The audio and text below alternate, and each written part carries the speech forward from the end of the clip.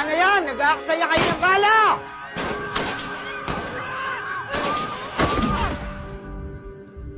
Dahil pinabayaan niya ang taong bayan, iniwan din siya ng mga ito.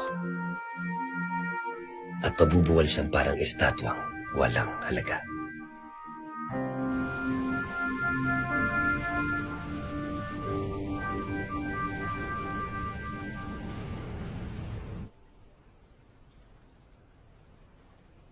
Kamusta po kayo? Mabuti. Napag-utusan po ako ni Nara Mascardo na sumuko sa mga Amerikano para lang makita kayo. Gusto niya malaman kung dapat pa ba niya ipagpatuloy ang laban.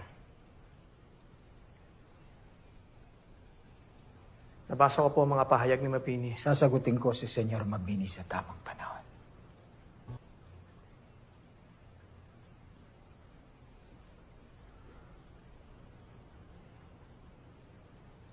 Wala na rin siguro akong karapatang payuhan si Mascardo. Nanumpa na ako sa bandila ng Amerika. Si Mascardo na ang bahala. Kamusta mo na lang ako?